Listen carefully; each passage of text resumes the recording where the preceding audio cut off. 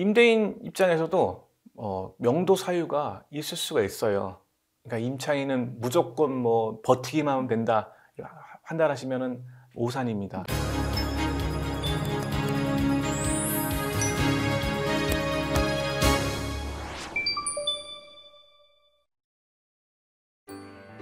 상가 임차인분들이 제일 당황스러운 상황 중 하나가 바로 재건축이나 재개발이 진행된다고 임대인한테 계약 해지를 통보받는 상황입니다. 이럴 때는 어떻게 해야 할까요? 정말 아무 권리를 주장하지 못하고 나가야 되는 건지 아니면 주장할 수 있는 권리가 있는지 오늘 저희가 샅샅이 알려드릴게요. 상가 전문 변호사 김재훈 변호사님께 들어봅니다. 안녕하세요. 예, 안녕하세요. 반갑습니다. 변호사님께서 진행하시는 사건 중에 또 제일 많은 비율을 차지하는 게 이 재건축이나 재개발과 관련된 분쟁이 아닌가 싶습니다. 임차인분들이 뭐 재건축을 한다고 나가라 통보를 받으면 진짜 아무 권리를 주장을 못하는 건가요? 할 수 있는 건가요? 원칙적으로 상가건물임대차보호법에 따라서 10년 갱신 주장이 가능하고요.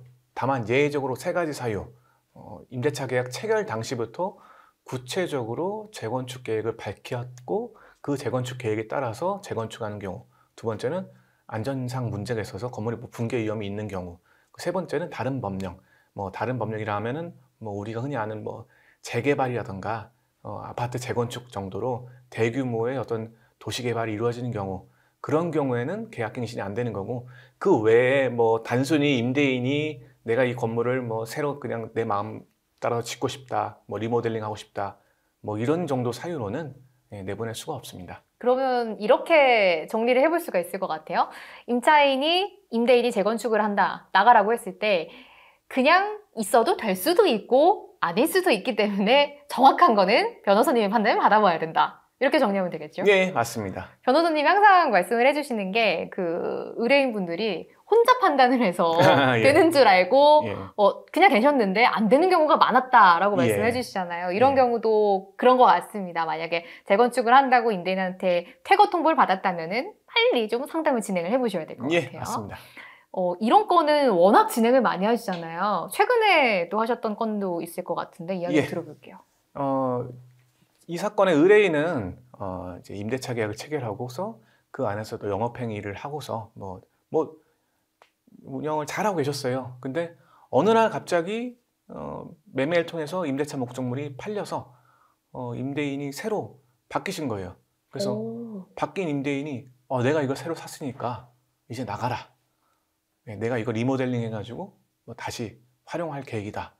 이렇게 밝힌 거예요. 근데 단순히 나가라는 건 아니고 임대차 계약서에 그런 내용이 있었어요. 건물의 철거나 매매 시에는 조건 없이 계약 종료하고 나간다.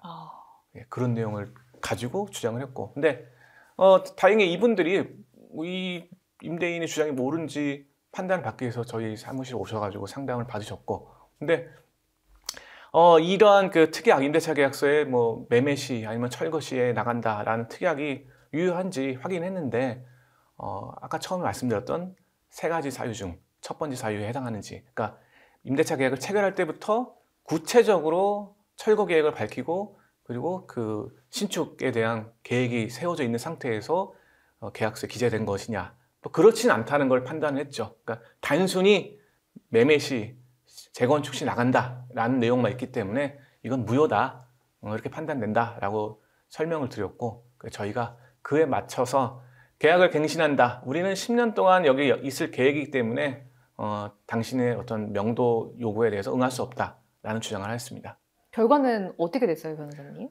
임대인 입장에서는 이 건물을 활용할 수밖에 없고, 근데 다만 임차인이 나가지 않으면 활용이 불가능한 상황이었고, 명도 소송하더라도 본인들이 승소하지 못할 것이라는 게 거의 명명백백했기 때문에 결국 일정 금액 합의금을 받고 종결하는 상태로, 그러니까 임차인 입장에서는 그래도 다행히 일정 금액의 합의금을 받을 수 있었던 사건입니다. 네, 이 금액이 방금 그냥 일정 금액의 금액이다라고 말씀을 해주셨는데, 제가 아까 촬영 전에 여쭤봤더니 상당 부분의 많은 보상을 임차인분이 받으셨더라고요. 예, 맞습니다. 네, 이렇게 만약에 이제 내 권리를 침해당했다라고 하면은 즉시 또 상가 전문 변호사를 찾아서 내 권리를 주장할 수 있는 방법이 있는지 한번 방안을 찾아보고 있다라고 하면은 또 적극적으로 한번 법적 조치를 취해 보시는 게 좋을 것 같습니다.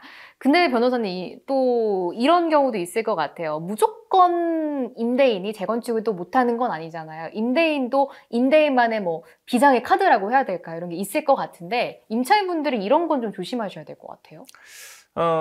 임대인 입장에서도 명도 사유가 있을 수가 있어요.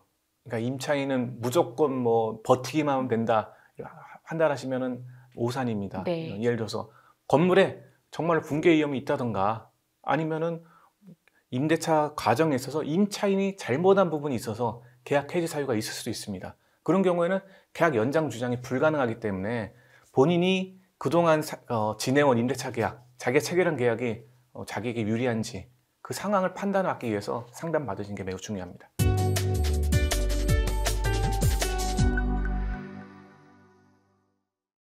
네, 만약에 재건축이나 재개발의 이유로 들어서 계약을 해지한다라는 통보를 받으신 임차인 분들이라면 하루라도 빨리 한번 전문 변호사의 검토를 받아보시는 게 좋겠네요. 오늘 영상 여기서 마무리합니다. 김재은 변호사님과 함께했네요. 고맙습니다. 예, 감사합니다. 구독과 좋아요, 알림 설정도 눌러주세요.